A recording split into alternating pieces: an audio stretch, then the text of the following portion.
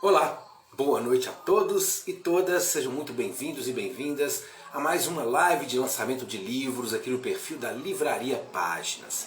Hoje vamos conversar com a professora Magda Veloso Fernandes de Tolentino e vamos conversar com ela sobre o livro que ela está lançando, que é o Fatias, pela Páginas Editora. Um livro que eu recomendo a leitura a todos e todas vocês. Um livro delicioso a leitura, muito bom mesmo. Vamos aqui conversar com a professora Magda, falar um pouquinho sobre esse livro que é incrível, maravilhoso, recomendo a leitura. Li assim, numa sentada, um livro, uma leitura que vai te consumindo, te pedindo para ler mais e você não consegue parar. Então, daqui a pouquinho eu vou chamar a professora Magda Veloso para a gente conversar um pouco. E é uma alegria receber todos e todas vocês aqui. Uma boa noite. Todas as quintas-feiras temos um lançamento de livros aqui no perfil da Livraria Páginas do Instagram. E para vocês adquirirem o livro da professora Magda, ela vai falar aqui como faz para adquirir. Tem lá na Livraria Páginas. Vocês podem pedir pelo 971748773. 31 971748773. A professora também vai dizer aqui pra gente outras maneiras de adquirir o livro. Boa noite, Leida. Boa noite, Thaisa, que está aí também. Boa noite, Laluzes66. Magda, a professora Magda já está aqui presente também. Vou convidar a professora. Já eu convido você, professora, para a gente conversar aqui. Só aguardar um pouquinho para o pessoal ir chegando. Boa noite, Cris. Boa noite, Thaisa. Para quem ainda não conhece, a Livraria Páginas fica na rua Padre Eustáquio, 2475, loja 6. É a menor e mais charmosa livraria de Belo Horizonte. São 12 metros quadrados de puro charme. Então, se você ainda não conhece, estamos abertos de segunda a sexta, de 9 às 18, e sábado estamos funcionando de 9 às 13 horas. Será uma grande alegria receber você para um bate-papo, para conhecer um pouquinho das nossas estantes literárias com os livros. Boa noite, Érica Formagini. Seja bem-vinda aqui à live também. Boa noite a todos e todas. Esse texto da Magda, a Leila está dizendo aqui, é maravilhoso. Um texto realmente maravilhoso, recomendo a leitura para todos e todas que estão aqui assistindo. Tá? Vou convidar aqui a professora Magda para a gente começar nosso bate-papo. Deixa eu procurar aqui, Magda, achei. Para a gente conversar a nossa prosa. Vamos aguardar a chegada da professora. Boa noite, professora. Boa noite, Paulo, tudo bem? Tudo bem, com a senhora? Tudo jóia. Olha, eu vou dizer que eu adorei a estante aí atrás, viu? Ah, gostou? Sim. Tem atrás, tem na frente. Oh, coisa boa! Isso aqui é meu paraíso. Ah, isso é maravilhoso. Você está com um jovem aí te ajudando? Esse aqui é o Antônio, meu pequeno. Ele veio aqui dar um oi aqui, né, filho? Dá um oi lá, ó. Também tem um jovem aqui dando. Temos ajudantes. Seja bem-vinda aí, viu? Professora, é uma alegria receber a senhora aqui. Quero já agradecer aí a gentileza, a disponibilidade, né, de participar aqui da live com a gente para falar desse livro que é maravilhoso. Eu li, assim, numa sentada. Tá bom, filho.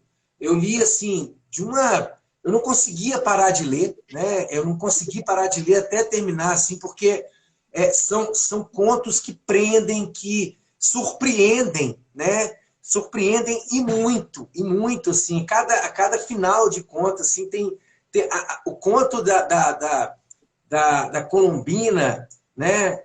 É surpreendente. Eu não vou dar spoiler aqui, como diz aí os jovens de hoje, as pessoas hoje, mas é surpreendente, é maravilhoso. E aí, professora, para a gente começar, eu sempre digo que a melhor pessoa para se apresentar é ela mesma.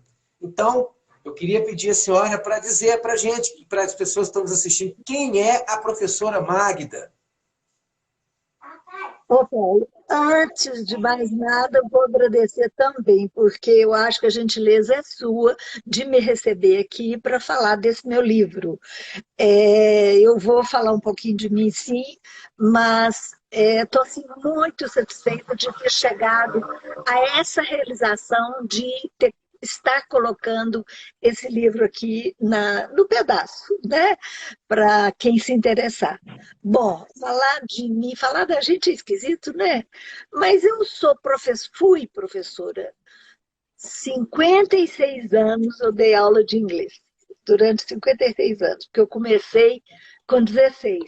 Não tem nenhum escrúpulo de falar que hoje eu estou com 82. E eu demorei muito, e eu sempre escrevi muito, sabe? Mas eu fui professora, comecei minha carreira na cultura inglesa, minha carreira de professora, comecei na cultura inglesa, mas ao mesmo tempo eu era contadora, era chefe de um escritório de contabilidade, mas que eu tinha feito o curso de técnica muito mais para agradar meu pai, que era uma ajuda que eu estava dando para ele manter esse escritório vivo, sabe? E trabalhei com ele muitos anos. Mas o meu desejo e a minha inspiração sempre foi trabalhar como professor. E acabei, a cultura inglesa me convidou em primeiro lugar, eu comecei lá, fiquei lá alguns anos, depois eu me casei e larguei tudo para trás, porque quando eu me casei lá no século passado, em 1962, usava a mulher abandonar tudo e virar só dona de casa. Aí, passado alguns anos e alguns filhos, eu não aguentei muito não, sabe? E tinha sempre um convite ou outro para voltar da aula, professores, eu tive uma professora que hoje eu tenho o maior agradecimento a ela até hoje, que é a professora Solange Ribeiro de Oliveira. Ela sempre me convidou para dar aula aqui ou acolá, até ela desistir, porque viu que eu não ia voltar naquele momento. Mas aí, depois de alguns anos, eu fiquei 8 anos em casa, resolvi voltar e foi assim, nunca mais parei. Foi muito bom. E aí eu fui fazendo carreira no curso elementar médio, depois resolvi voltar para a faculdade porque eu queria fazer mestrado, e logo em seguida saiu o concurso na UFMG, eu virei professora, fiquei na UFMG muitos anos, aí quando tinha tempo de aposentar, eu fiz concurso em outra universidade federal, que é de São João del Rei, e fui para lá, fiquei lá, trabalhei 18 anos, na verdade, na graduação 15, mas depois eu fui aposentada na compulsória. Não queria não, viu? Esperneei até, mas foi sempre meu prazer, sabe? Dar aula foi sempre meu prazer. Durante todos os momentos da vida, momentos difíceis, o que me resolvia era dar aula. Não me esqueço, quando eu fiquei viúva, uma semana depois eu voltei para dar aula na UFMG. A minha chefe de departamento foi super gentil, falou: Magda, eu já distribuí suas aulas pelos outros professores, você pode ficar em casa um mês se você quiser resolver suas coisas. Eu falei: não me deixa na aula, porque é a forma que eu tenho de sobreviver esse momento. Então, dar aula para mim foi muito mais prazer do que obrigação. Nunca foi obrigação. E então, essa minha trajetória é por aí. E eu sempre escrevi muito, mas nunca me atrevi a publicar. A não ser em 2017, publiquei meu primeiro livro de crônicas. E depois veio uma editora, a editora Pris, me convidou para publicar o livro baseado na minha tese de doutorado, que eu fui fazendo mestrado, depois doutorado. E aí eu refiz o livro, foi publicado como livro. Eu tenho aqui, não sei se eu posso te mostrar. Posso? Pode. Ô, professora, A senhora é Ah, especialista em James Joyce, né? é, especialista é uma palavra Assim, a senhora pesada. fez o mestrado e doutorado estudando James Joyce, não foi? Foi, foi sim. Todos os dois trabalhos foram em cima das obras dele e assim uma paixão muito grande pelo James Joyce e, consequentemente, eu me apaixonei muito pela Irlanda, porque não foi só através do Joyce, não, tá? A minha paixão pela Irlanda nasceu com meu pai. Meu pai, eu sou de 1938, então eu me lembro, a guerra terminou em 45, e eu me lembro do meu pai assoviar uma canção que é irlandesa, da volta dos expedicionários irlandeses para casa, sabe? Que é o It is a Long Way to Tipperary. Então ele cantava muito. A canção é mais ou menos assim: It is a long way to Tipperary, way time coming home. Então isso aí ficou marcado em mim e muitas outras referências do meu pai. Isso explodiu, digamos, na minha vida acadêmica quando eu fui tive que encarar, né, fazer esse trabalho de dissertação, de mestrado e tese de doutorado. E eu fui para a Irlanda, fiz pesquisa lá, fiz pesquisa na Inglaterra também para os dois trabalhos e tenho uma paixão muito grande pela língua, por aquelas coisas de lá, sabe? Não sem crítica, tá? Não é uma paixão apaixonada sem nenhuma crítica. Tem, Uhum, gosto sim. muito da Inglaterra, me sinto muito bem lá, mas eu comecei a entender muito mais depois que eu comecei a estudar sobre a Irlanda.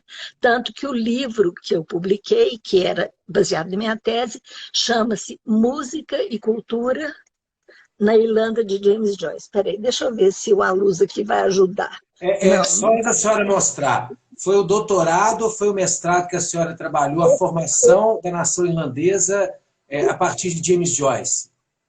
Isso, foi no doutorado. Doutorado, né? Isso. No mestrado, o meu trabalho não é muito divulgado, porque o mestrado foi escrito, a dissertação foi escrita em inglês.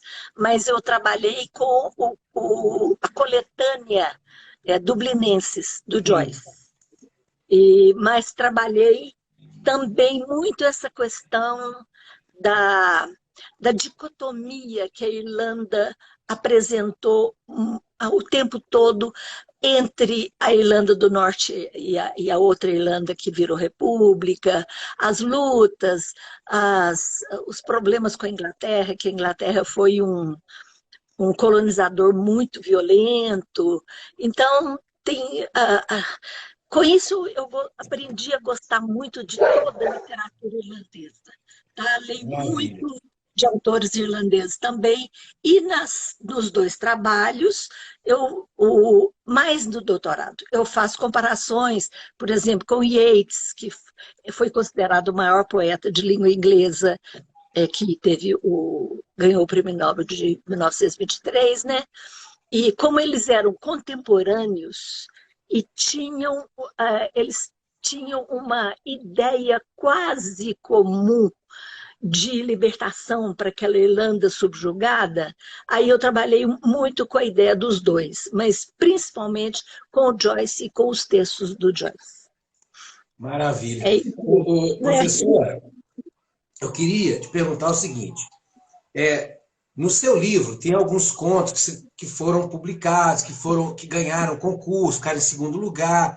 E como que nasceu essa ideia de publicar o livro, todos esses contos e trazer esses contos que são belíssimos, para que a gente possa, né, para que o leitor, né, que o leitor que for ler o seu livro vai realmente se deliciar. Né? Eu estou falando isso aqui porque eu li o seu livro, é maravilhoso o texto, é uma delícia de livro, assim, você vai ficando preso e é surpreendente, cada conto ele traz uma coisa mais surpreendente que a outra e tem uma presença feminina marcante em todos os contos. Então, como que surgiu essa ideia de publicar o livro, de trazer nesse momento a publicação do livro de contos Fatias? Olha, Paulo, essa ideia não surgiu. ela existiu sempre. Uhum. Porque esses contos, eles têm muitos deles que estão escritos há muito mais tempo. E eu me lembro muito que meu pai, eu aprendi a ler com meu pai, aprendi a gostar de literatura com meu pai, e ele era um grande contador de histórias, e a gente insistia com ele. Publica um livro, escreve isso que você conta e publica. Ele virava e falava assim: ah, não, tem muita coisa escrita e o pessoal já está cansado. Eu talvez isso tenha ficado no meu subconsciente, sabe? Porque eu sempre escrevi. No início, com menina de colégio, né, jovenzinha, eu tinha sempre um cadernetinho na minha pasta, e às vezes no ônibus eu via alguma coisa, escrevia uma frase ou um parágrafo naquela cadernetinha. Então, essas coisas foram sempre se juntando. E eu tinha uma mania muito grande de recolher coisas que eu gostava, que hoje eu vejo com outro olhar, porque eu trabalhei muito com a questão de memória quando eu era professora de pós-graduação, do mestrado lá em São João del Rei, e hoje eu vejo essa questão da memória como muito mais importante do que eu jamais imaginei antes. Então eu tinha essa mania, eu tinha um caderno muito lindo em que eu anotava todas as poesias que eu gostava, as citações, sabe? Por exemplo, uma citação de Shakespeare, que eu sempre falei muito com meus filhos, eu tinha aquilo anotado, eu anotava tudo naquele caderno. Hoje eu aprendi que esse caderno chama-se Hipomenata. Quer dizer, eu nem sabia disso. A gente, como colegial, tinha mania de trocar com as colegas, a gente trocava, olha essa poesia, que linda, etc, etc. E eu sempre escrevia, eu tinha vontade de ser escritora, mas nunca me atrevi. Há uns anos atrás, eu comecei a frequentar uma aula que que a UFMG, não é a UFMG, é a OAP, que é a Organização dos Aposentados da UFMG. Eles oferecem uma aula de como é que fala? De escrita literária, sabe? E aí eu comecei a frequentar assim, para ter um motivo de ter uma obrigação ou de ver o que o professor pensava a respeito de como escrever, etc, etc. Isso foi muito bom para mim, porque a gente escrevia toda semana. Como resultado dessa aula, eu um dia pensei, gente, eu vou juntar alguns desses textos e vou publicar, que é o primeiro livro que eu publiquei em 2017. Mas o Fatias, metade dele já estava escrito. Sim. Nessa altura, estava guardadinho lá. Porque a minha vontade era, já tinha o nome e tal. E aí eu resolvi, e a gente hoje, o autor paga a sua produção, né? Porque o comércio, o mercado literário está muito baixo, né? Só gente muito famosa que vive da sua produção, né? Aí eu publiquei um livro de crônicas. E foi bem recebido por quem o leu e etc. Aí me animei. Depois, como veio esse outro que eu já citei, que a Pris me sugeriu e transformou num livro, né? O da Irlanda, o do Joyce, eu falei, agora eu vou publicar o meu Fatias. Mas nesse meio tempo eu fui escrevendo outros contos, e aí falei, vou juntar naqueles que eu já tinha separado para publicar. Foi assim que surgiu, e a pandemia parece que me ajudou um pouco, sabe? Porque com a pandemia eu consegui fazer um pouquinho mais de economia para poder publicar o livro, e como a gente fica muito mais guardado em casa, né? Sim. Eu tive mais tempo de organizar, e aí sai o meu livro Fatias. E ainda tive uma grande vantagem. Ô, Paulo, você me interrompe se precisar, porque eu falo muito, tá? Não, pode falar, pode falar, pode falar. Eu tenho uma amiga no Rio de Janeiro, professora universitária lá da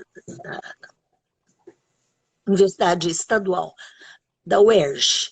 E eu, de vez em quando, vou lá, porque eu estou sempre participando de banca de doutorado, mestrado, que ela orienta, etc. e tal.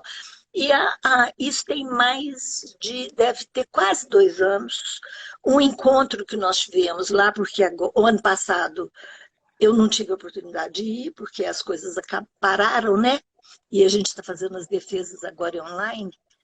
E nós, depois do evento da defesa, da qual eu participei, a gente juntou num bar e um dos colegas que havia sido orientando dessa minha amiga nos mostrou os desenhos que ele estava fazendo. Quer dizer, ele é professor, mas cismou de fazer uns desenhos com materiais de maquiagem, batom, sombra, tudo que ele podia pegar, ele começou a fazer. Eu achei lindas.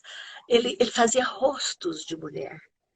Aí eu falei, se você não se importar, eu gostaria que você me cedesse uma dessas para eu colocar na capa do meu livro. Ele, pois não, me mandou todos e falou, você escolhe. Aí, esse aqui, eu achei muito bonita. O nome que ele deu para esse rosto foi Eva, mas a editora, Páginas, fez um trabalho com a capa, fez essa fragmentação que quem tem a capa vai ver, né? Porque fatias, essa ideia da fragmentação da vida, porque a nossa vida é muito fragmentada. Exatamente.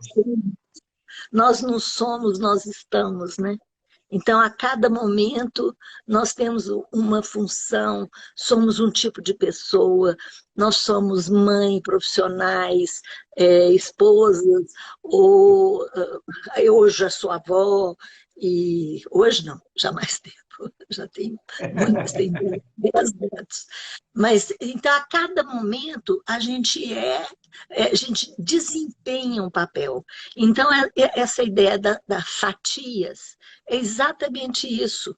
Porque o primeiro conto que eu dei o nome de Fatias e que depois deu o nome ao livro, você disse que leu, você deve ter percebido que eu estava falando dessa fragmentação. Sim, sim. O ser humano, né, sofre durante o tempo, o nosso tempo de vida, e a um certo momento você tem que pensar assim, onde que está esse pedaço, esse outro meu pedaço, que foi aqui, que foi fulano, eu perdi 2 filhas, então são 2 pedaços que jamais eu vou reaver, né? Então, eu falei, está na hora do Fatias sair do forno. Então, professora, é incrível como que durante todos os contos fica perceptível exatamente essa ideia, né? Somos fragmentados, e durante todos os contos que eu fui lendo, eu falei, nossa, não podia ser um título mais perfeito do que esse para cada conto que está presente aqui. A senhora está falando aí, na ida ao Rio de Janeiro, aí que a senhora foi no restaurante, aí eu me lembrei do conto, do encontro da turma, né? Que eles se encontram, fazem uma festa, e é exatamente o que acontece, né? Aí encontra para depois nunca mais se ver, né? Assim também tem momentos assim, tem o conto da Colombina, né? Que assim, foi surpreendente para mim. Eu fiquei assim, como assim? Né? Porque assim, de repente vai para o baile, acontece aquilo tudo, e olha, a surpresa no final do conto é uma coisa fantástica, fantástica. E é exatamente isso que é perceptível na sua escrita aqui, é como que a gente essa fragmentação. A gente está o tempo inteiro, né, em constante mudança, como dizia Heráclito, né? Nem o rio é o mesmo, nem eu sou o mesmo ao pisar no rio, né? Agora que a gente está conversando aqui, eu já não sou o mesmo de 1 minuto a mais. Nem a senhora é a mesma, nem ninguém que está aqui nos assistindo, né? Então, assim, eu queria fazer uma pergunta. Eu não sei se é porque, eu não sei se eu estou correto na minha percepção aqui, mas, por exemplo, tem um conto que quando a senhora escreve aqui, que é o encontro da família, eu não vou me lembrar o título. Só vou interromper. Por favor. Só vou interromper uma coisa. A senhora está no céu, tá bom? É você. Pode continuar. Tá bom, me desculpa, mas é o hábito, não adianta. Me perdoe, me perdoe. Tem um conto. Vamos a gente ficar mais à vontade. Tá bom. Tem um conto que você escreve, professora, que é um jantar de família, e Sei. me lembrou muito, né, um conto da Clarice Lispector. Ah, Não sei se tem se quando a senhora escreveu teve essa intenção de essa intertextualidade, ou se eu é que tive essa percepção através da minha leitura. olha, Paulo, não tive, não. Eu não percebi isso, não. Mas eu sou uma grande fã da Clarice Lispector. Eu tenho alguns trabalhos, muitos, aliás, né? Porque minha vida acadêmica foi grande. Tem muito trabalho publicado em crítica literária. Um deles é uma apreciação de um conto da Clarice Lispector, em comparação com o conto do Joyce, sabe? Que é uma das primeiras publicações que eu fiz quando eu me tornei professora da UFMG. Então, eu sou muito fã dela. E a Clarice, ela tem uma característica parecida com o Joyce, porque eles ambos trabalham com a questão de uma epifania. Então, os contos, eles vão ou o protagonista ou o leitor vão chegar a uma epifania a um certo momento, né? Essa descoberta miraculosa que o Joyce descreveu como uma técnica literária, né? Então, o meu fã-clube da Clarice provavelmente pode ter influenciado a minha escrita, assim, porque eu acho que tudo que eu li na vida influenciou a minha escrita, Sim, né? sim, sim, Não sim. tem jeito, né? O conto é esse aqui, ó. Não, eu abri aqui. E a família veio para o almoço. Isso é... Eu até abri aqui para identificar o conto, né? Porque, assim, pode falar, pode falar.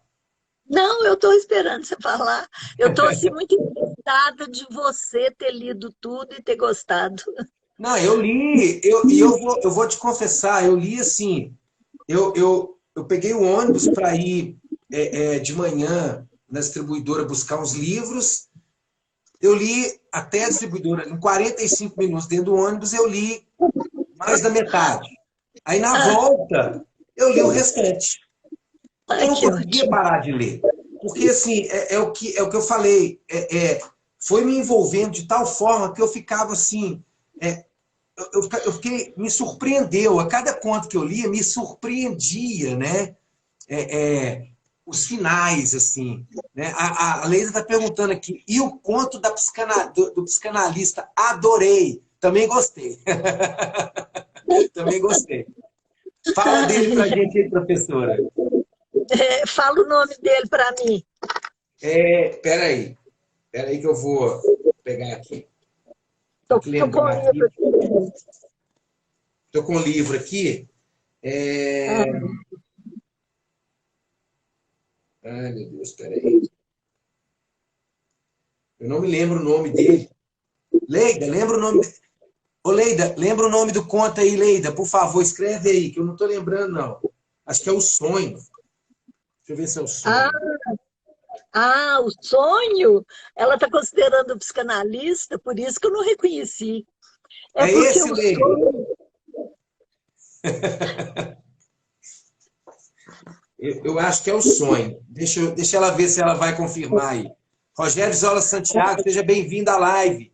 Uma alegria te Ah, receber aqui. Rogério, grande amigo Rogério, que fez um prefácio lindo para o meu livro. Fez. Maravilhoso, maravilhoso o prefácio do Rogério. Assim, É, inclusive, eu gosto de ler, é esse mesmo que ela está falando, é O Sonho. aham. O sonho acho interessante porque ele na verdade, ele tem alguma coisa assim meio é, onírico mesmo, porque ele tem essa questão do stream of consciousness, né? Como é que a gente chama? Fluxo de consciência, né? Esse fluxo de consciência que vai seguindo e que vai levando e que vai revelar uma série de medos da mulher, de desejos contidos, né? E de desejos não realizados e talvez não realizáveis, né? Então, o que eu vejo, sabe, Paulo, é que como eu escrevi esse livro ao longo da minha vida adulta, eu, eu coloquei muito nele uma questão que é muito contextual, que é do meu tempo. Eu fui casada, eu casei nos anos 60, de véu e grinalda, virgem e pura, né? Então, o mundo mudou muito. O mundo dos meus filhos e das minhas filhas foi um mundo diferente. E eu procurei me adaptar a ele, porque eu vejo que todo momento tem suas coisas boas e suas coisas difíceis, né? Eu nem ousava dizer assim, é completamente errado, ou isto aqui está certo. Eu acho que essa segurança do que o que está certo e o que está errado é uma coisa muito religiosa e muito dogmática. E eu acho que eu não sou dogmática, eu não cresci assim, então fui aceitando as mudanças que vieram. Mas eu coloquei muito nesses contos e nesse o sonho, eu acho que principalmente, porque é um sonho mais sensual, né? Essa dificuldade da mulher desta geração de 60, sabe? Sim, Então eu sim. acho que é por aí. Antes de fazer uma pergunta, eu queria fazer em relação ao livro como um todo. O Rogério Zola, está falando assim, ó, uma pergunta. O que a motiva a viver num momento brasileiro tão sem saída? Onde entra a poesia? Olha, resposta para você, para o Rogério, para quem me escuta e quem me acreditar. Sem poesia a gente não vive, não, sabe? Porque a poesia é que nos segura nesses momentos difíceis, porque quando você se arvora em pensar o que vai ser de nós, o que vai ser desse país, não está tendo muita saída, a gente não tem muita solução, eu não tenho uma solução pronta, né? Então, o que eu falo é a poesia que ajuda a viver, porque Sim, eu estou, inclusive, pensando nesse momento, né, de que a gente está muito guardado em casa. Eu sou mais velha, estou guardada, ainda não chegou meu momento de vacina, né? A gente fica muito dentro de casa, não me aflige, não, sabe? Porque eu tenho um mundo muito aberto para mim. Você está vendo os meus livros, então isso aí é o que me leva. Eu leio todo dia e hoje ainda tem um acréscimo, porque tem algumas séries muito interessantes na televisão que me ajudam a distrair. sim. E eu tenho diversas atividades dentro de casa, então não me aflige. Mas o que me aflige é pensar no que vai ser. Agora, a esperança não morre, não. Eu Eu continuo. ouso dizer, professora, completando perdão, já ia chamar de senhora de novo, mas é o hábito. Completando o que você disse, Aham. a poesia e a literatura, como dizia Antônio Cândido, ela é um direito humano para que a gente possa sonhar acordado, para que a gente possa ter esperança, para que a gente possa, né, para que a gente possa exatamente fazer essa metaforização, essa simbolização da vida. Concordo plenamente, sem poesia não há vida, sem poesia não há como pulsar. A vida é poesia, né? Então, eu concordo, assim, os livros são meus companheiros também. Eu leio todos os dias, eu leio o tempo inteiro, né? Eu pego um livro, assim, eu leio numa sentada, leio 2, 3, 4, 5 livros por semana, porque são meus companheiros. Eu não tenho televisão, não assisto série, assim como você assiste. São as coisas que eu gosto também. Então, assim, eu quero complementar para a resposta ao Rogério. Rogério, poesia e literatura é vida. Livro é vida. É a possibilidade de sonharmos acordados, como dizia Antônio Cândido, né? Então, assim, maravilhosa a resposta que você deu, professor, porque é isso mesmo, né? A gente precisa ter essa possibilidade do olhar poético para a vida. Sem ele, a gente não tem vida, não pulsa, não tem intensidade, né? Então, pode falar. Eu ia falar que o Rogério fez uma pergunta retórica, porque ele compreende, ou talvez porque ele quisesse saber a minha opinião, né? Porque ele entende isso, porque ele é um poeta, ele está sempre produzindo alguma coisa e ele tem uma linguagem maravilhosa, Sim. quer dizer, que enriquece a gente também, né? Então, imagina a gente num deserto sem a poesia. Aí eu morri. Aí eu morria de Covid, não, morria de onde olhar, né? E me lembrei, quando você falou do Antônio Cândido, eu me lembrei do Barthes, porque o Barthes, numa aula inaugural, ele disse que se numa academia forem fechar departamentos, que não se feche o departamento das letras, porque através da literatura a gente aprende sociologia, filosofia, psicologia, geografia, Exatamente. etc. E a gente aprende vida, porque nós não temos capacidade na nossa vivência de viver todas as experiências. Então, é através dessa leitura que a gente está experienciando essas outras coisas que não passam por nós, né? E muitas delas batem com aquele pedacinho que eu já passei na minha vida, o outro pode bater com um pedacinho que eu vi que meu pai contou, ou que a fulana passou, qualquer coisa. Mas essa experiência de vida é essa literatura que nos dá, né? Exatamente. E é exatamente isso que está presente nos seus contos. Talvez por isso tenha me prendido tanto, tenha me capturado de uma forma que eu não conseguia parar de ler. Porque você traz nos seus contos exatamente essa fragmentação que nós somos, a fragmentação da vida. E aí eu queria te perguntar o seguinte, você já falou um pouco disso, mas assim, foi muito marcante a presença feminina nos seus contos, né? E é muito marcante também, como você disse anteriormente, essa presença feminina no sentido dessa década de 60. Minha mãe, né, tem a idade dessa. Já ia falar, senhora, a minha mãe tem a sua idade, meu pai também tem.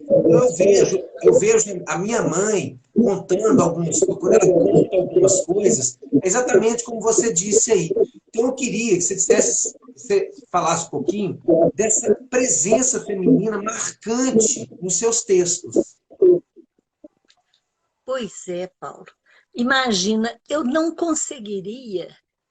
Muita gente consegue, tá? Mas eu não conseguiria escrever alguma coisa que não fosse de pele, que não fosse agarrado em mim. E essa questão feminina, ela é agarrada em mim. E eu passei por muitas transformações, por muitas experiências também, mas eu não estou aqui para falar de experiência pessoal. Quando eu falo, eu acho que eu estou falando da experiência da mulher, da época em que eu vivi e estou vivendo, né? E então eu até acho que eu fui muito feliz de ter nascido quando eu nasci, porque eu testemunhei a maioria das grandes transformações do século XX, e tem um fator que não aparece nesses meus escritos aí, mas que foi muito fundamental para mim, é que eu sou aficionada com cinema, sabe? Então eu vejo que eu atravessei desde o início do cinema, porque eu me lembro do cinema em preto e branco, né? Até, não só me lembro, assisti muito filme com artistas, atores e atrizes, né, que ainda são falados e que eram filmes em preto e branco. Eu vou dar aqui um exemplo da Greig Garson, que fez com o Ronald Colman, chamava Na Sombra do Passado, uma coisa assim, que é baseado num livro, tá? Que, aliás, é um livro que eu já fiz um texto crítico sobre ele também, sobre a memória. Mas o que eu vejo é o seguinte, eu passei por essa transformação toda até chegar a esse cinema de hoje, com efeitos especiais, etc., com todas essas loucuras que a gente assiste, e que eu apreciei tudo, sabe? A única coisa que eu não gosto é filme de horror, mas os outros, como é que a gente fala? Os outros tipos de filme, eu acho que eu gosto de tudo, eu gosto de western, eu gosto de drama, eu gosto de comédia, eu gosto de musical. Musical, então, foi do meu tempo. Musical era o máximo do meu tempo. Então, eu acho que eu vivenciei muito, não só através da leitura, porque eu leio desde... Eu aprendi a ler com 5 anos. No meu livro de crônicas, eu nem sei se eu falo nisso, ou se tem uma crônica solta por aí, eu não me lembro como que eu aprendi a ler. Engraçado, né? Eu me lembro de tudo da minha infância e não me lembro como que eu aprendi a ler. Mas eu entrei na escola aos 7 anos para fazer o primeiro ano, já sabia ler, tanto que eu era uma preferida da professora por causa disso. Fazia composições muito bem feitas, porque aquilo para mim já estava tranquilo. Então eu leio desde essa idade, desde os 7 anos que eu leio. Passou por tudo que você imagina, né? Os Monteiro Lobato da vida, o Sim. Hércules, Machado de Assis, e depois eu me fixei mais nos de literatura de língua inglesa, porque virou minha profissão, e eu também existe uma aproximação muito grande emocional que eu tenho com essa literatura. Então, eu não conseguiria jamais escrever alguma coisa que fosse longe daquilo que está grudado na minha pele, sabe? E a questão feminina? A questão feminina, não de feminismo, com aquele bordão do feminismo, não é bem isso, mas é questão do feminino, né? E eu não falo em feminismo, mas eu estou falando sobre mulher, né? Sim. Então, tem diversos tipos de mulher nos meus contos, né? Tem, exatamente. E isso é uma outra característica que também me capturou, porque eu tenho uma relação muito forte com a família da minha mãe, com as minhas tias, com a minha avó materna. Eu sempre tive a presença das minhas tias, da minha avó materna na minha vida. Tanto que, assim, eu passei minha infância indo para Açaí, na casa da minha avó, e quando adolescente eu ia passar férias na casa da minha avó, mas eu sempre fiquei na casa da minha avó, mãe da minha mãe. E, então, assim, a presença das minhas tias, da minha mãe, e vendo a história da minha mãe, como as coisas que minha mãe passa, já passou, eu tenho, assim, exatamente isso também me fez, me capturou, porque eu vi em alguns momentos, né, a minha mãe nas histórias. E, nossa, e assim, minha mãe é uma pessoa que ela tem irmã gêmea, então minha mãe não é leitora, minha mãe estudava com minha tia, a irmã gêmea dela, minha tia lia e ela escutava. Então hoje ela não é uma leitora, mas a minha tia é, porque ela fala, só tinha um livro para nós duas. Aí sua tia lia, eu escutava. E minha mãe lembra, por exemplo, a primeira página inteira do livro de Sociologia que ela estudou. Né? Pois Minha é. mãe lembra histórias, minha mãe conta muitas histórias, né? Então eu tenho essa presença muito marcante, e isso foi uma característica que me chamou a atenção e que me capturou também, além de que você falou de outra coisa também que, para mim, assim, é algo que quando eu leio um conto, um romance, eu gosto muito quando é a presença da questão da memória. Né? E como você disse anteriormente, né? E nos seus textos, traz essa questão da memória também, né? Porque tem as lembranças, né? São mulheres que às vezes lembram de coisas do passado, que deixaram de viver, aí casaram com outro cara, mas tem a paixão antiga, porque deixou de ter, porque teve que casar com aquele ali, porque teve que deixar de viver, porque teve que largar tudo, porque tinha que largar tudo, né?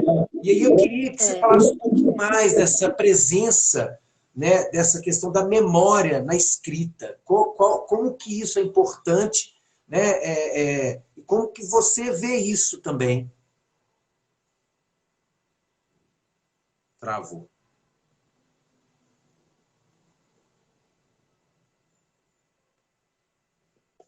Oi, voltou, tinha travado. Então, repete, você gostaria que eu falasse um pouquinho mais? Da questão da memória, da importância da memória na escrita, né?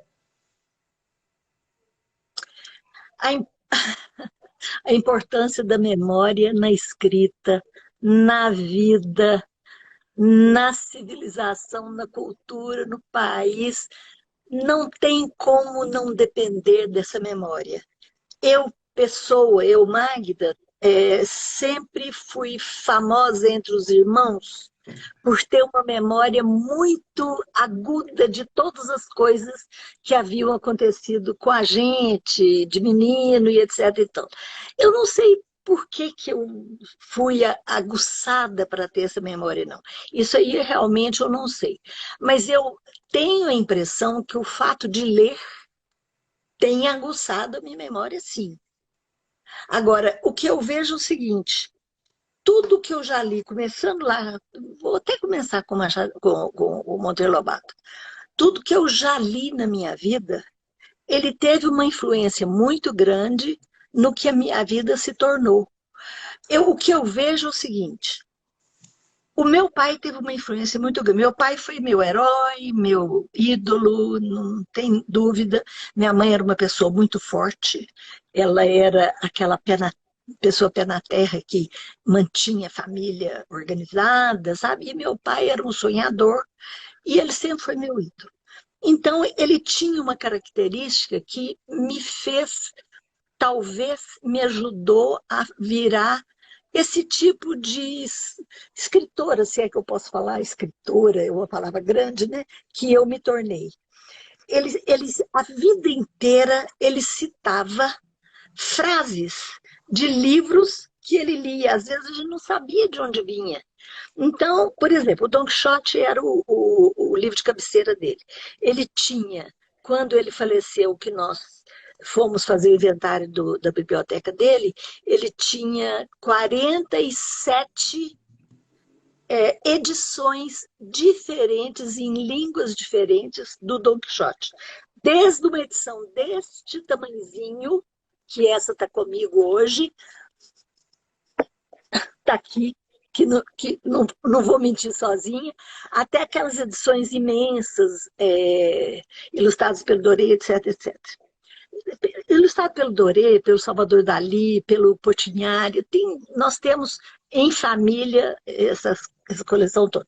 E meu pai sempre citava, ele falava aquela tipo assim: onde está, senhora minha, que no te dueles mi mal, que é do Don Quixote. Tinha uma expressão que ele usava muito, que era eu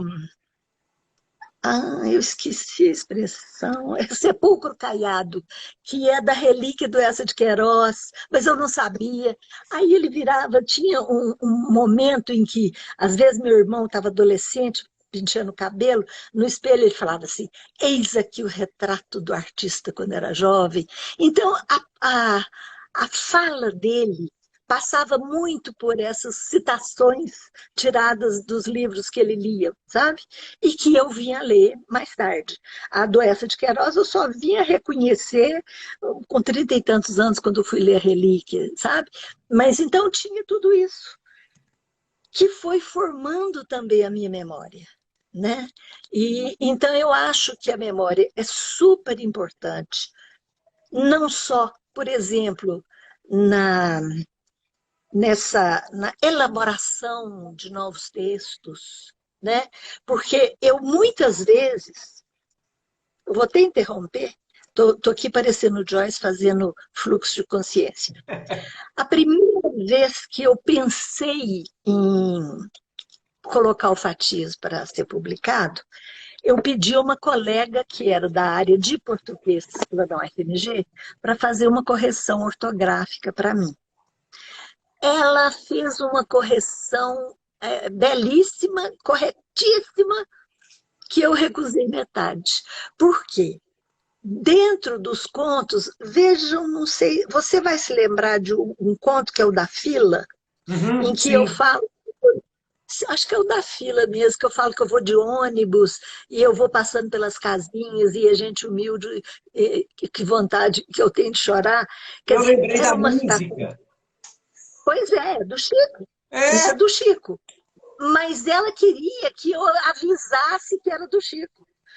Eu dizia para ela, quando eu recusei, daí que eu falei, não, isso aqui eu vou deixar desse jeito, porque hoje, quando a gente trabalha com literatura, a gente trabalha com isso que a gente chama de intertextualidade, que a gente cita e o próprio leitor vai reconhecer sim. de onde está tirando. Aí eu fiquei lembrando do meu pai, porque o meu pai ele era o intertextual por excelência. E ele não dizia de onde que era aquilo. Depois que nós começamos a entender e ler mais, é que a gente, por isso que meu pai falava aquilo. Ele fala isso é do Joyce, ele fala isso é do fulano, entendeu? Então eu acho que isso tudo é memória, sabe? Só um minutinho. E, professora, só enquanto a senhora bebe água, só fazer um comentário. Eu, como leitor, para mim, o texto ele se torna muito mais rico com essa possibilidade dessa intertextualidade sem que o autor diga. A primeira coisa que eu lembrei foi da música. Primeira coisa que eu Foi lembrei. exatamente. Eu tive um aluno na graduação que uma vez virou para mim e disse assim, poxa, professor, mas esse povo é muito complicado, a gente vai ter que ler tudo para entender de onde que está saindo. Eu falei, essa que é a ideia. Eu acho que a gente tem que ler tudo mesmo. Sim. A gente tem que ler até aquilo que você não gosta. Quer dizer, eu pouco leio que eu não gosto, sabe? Não vou nem citar o nome aqui, porque eu vou citar o nome de um autor que eu não gosto e todo mundo vai execrar, não vai nem querer ler meu livro. Porque tem uns autores... Bom, vou citar o Sidney Sheldon, por exemplo. Para mim, o Sidney Sheldon é uma porcaria. Ele é um cara que aprendeu a escrever, aprendeu a pegar a atenção do leitor, o leitor quer sempre ler para saber o que vai acontecer, mas você espreme aquilo, não sai nada. Você pega uma página do Guimarães Rosa, aquilo você pega uma filosofia de vida numa página. Não estou querendo que todo autor seja filósofo, não, eu mesmo não sou. Mas eu acho que um texto, estou falando de um texto, seja um poema, a gente falava muito antigamente, falava muito que o poema é baseado em metáfora, não é não. A gente tem metáfora no dia a dia também. Quando a gente fala assim, tá tudo ok, isso é metáfora, significa que se é para cima, tem direção ao céu, e o céu é que é coisa boa. Então, é uma metáfora que não é poética, Sim. né? Então, hoje, eu falo assim, qualquer texto, ele tem que ter alguma coisa, por exemplo, você citou a, o desfecho de um conto aí, o da Colombina. Pelo menos isso a escrita tem que ter.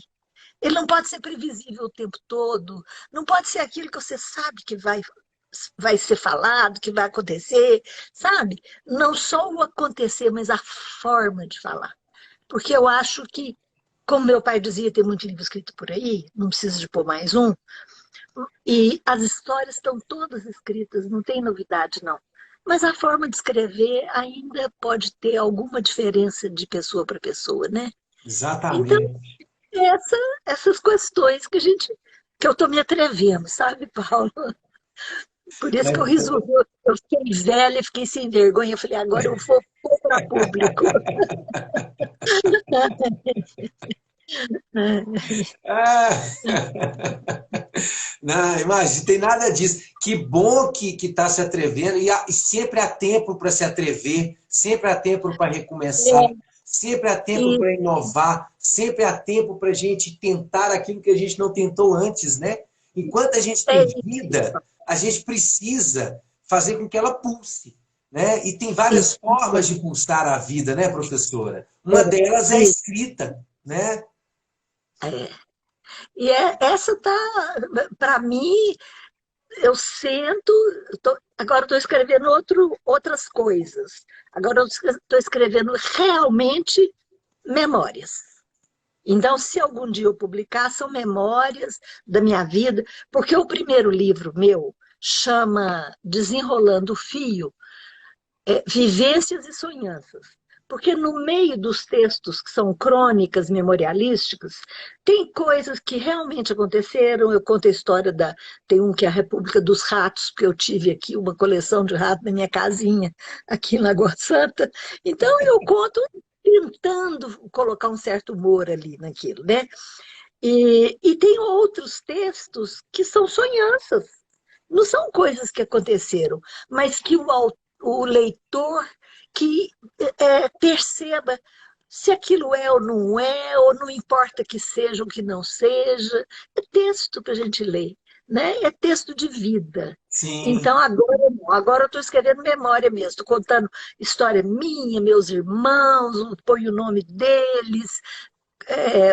Dois, infelizmente, já se foram, dois grandes nomes da, da vida mineira, que o meu irmão Cid Veloso foi reitor do FMG, uma grande pessoa, e o Geraldo Veloso, que era um cineasta também de sucesso não, ele nunca fez sucesso comercial, mas ele inclusive tem um livro fabuloso sobre cinema, e principalmente cinema brasileiro. Inclusive na Palácio das Artes tem uma sala que tem o nome dele. Geraldo Veloso, sim. Eu estou falando isso porque são duas pessoas que me fazem muita falta. Então, pela falta que eles me fazem, eu resolvi contar uma opção de histórias. Isso Vamos é ver se algum dia... maravilhoso.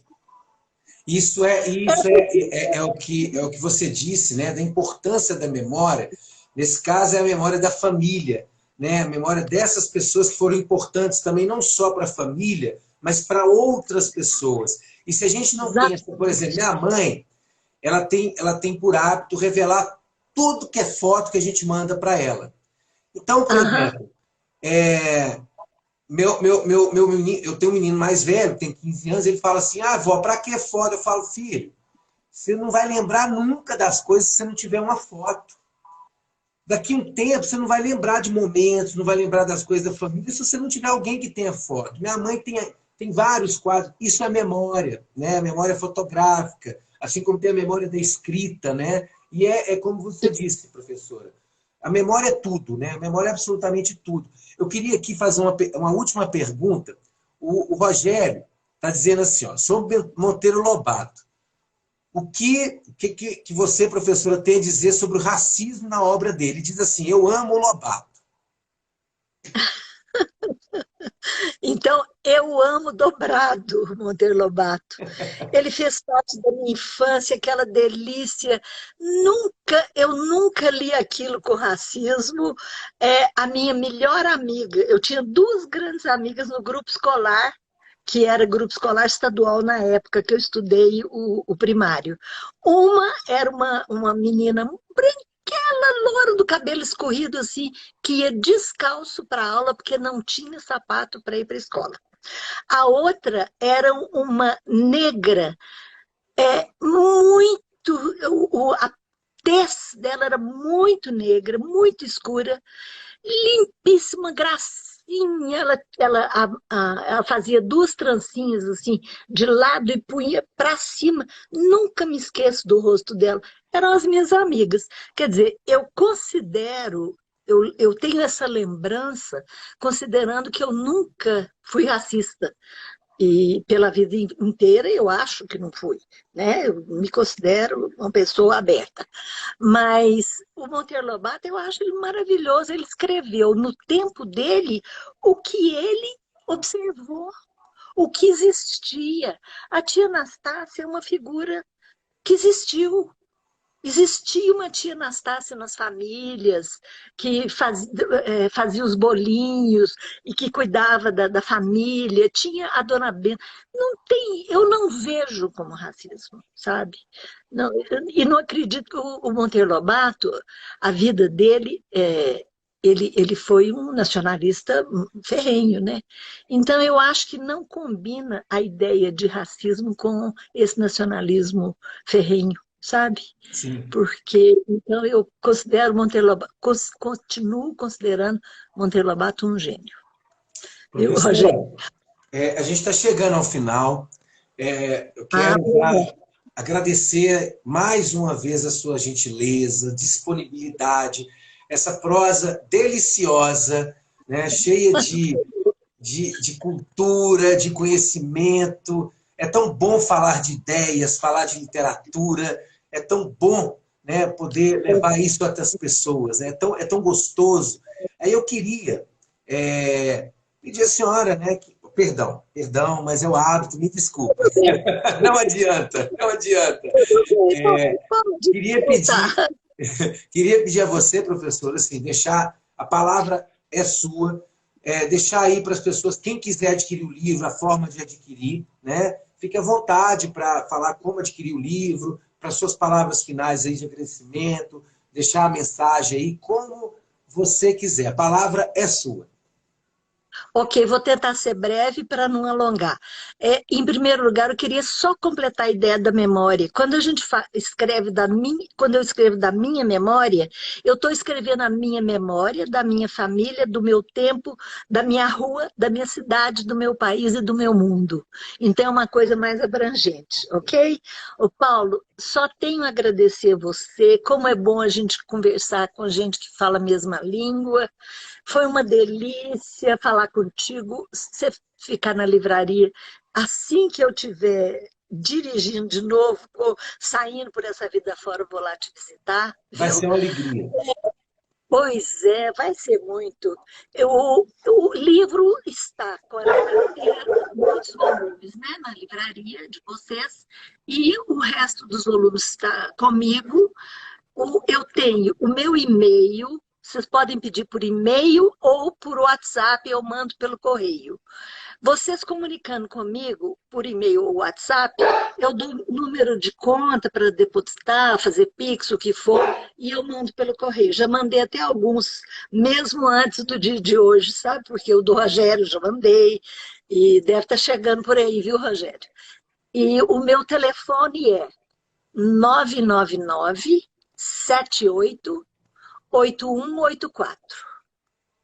Esse é telefone e WhatsApp. 999-788184. E o meu e-mail é magda.veloso. O meu Veloso é com 2 L's. magda.veloso@gmail.com. Também é fácil. Podem comunicar comigo que eu mando, no máximo na semana seguinte, eu já estou mandando o livro, viu?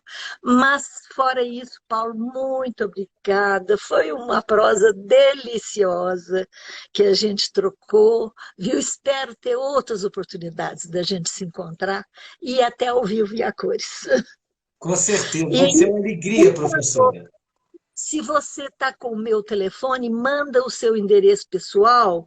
Eu vou te mandar o meu primeiro livro de crônicas, tá? Tá, Ok? te Não tem agradeço. nem obrigação de fazer comentário, não. Ok? Sem obrigação de comentário. Mas, Mas, olha, eu se faço considerar. questão de ler, né, e dizer diretamente a você, professora, né, a minha impressão. Quando eu tenho a oportunidade de ler um livro com o autor, eu tenho a oportunidade de falar com o autor, eu faço questão. Eu acho que é muito Ah, importante, eu acho que eu acho que o maior reconhecimento com o autor tem é o leitor que lê e diz a ele, olha, o seu livro me impactou, o seu livro, né, me pois é. fez repensar. Esse é o maior reconhecimento que um escritor, uma escritora pode ter, né? E assim, eu É, faço questão de ler e faço questão de mandar uma mensagem, ligar, na verdade, te ok. ligar, né, e conversar e Vai falar, ser olha, professora, li aqui, isso, assim, assim, assim, vai ser uma conversa, com certeza, deliciosa. ok. Agradeço muito. Só aproveitar esse minutinho para Por fazer um favor, agradecimento ao vivo para o Rogério, que me fez aquele prefácio maravilhoso. Quando eu citei isso, ele talvez não tivesse entrado ainda para ver o que eu havia falado, viu, Rogério? Muito obrigada também. Então, até a professora, vista. muito obrigado.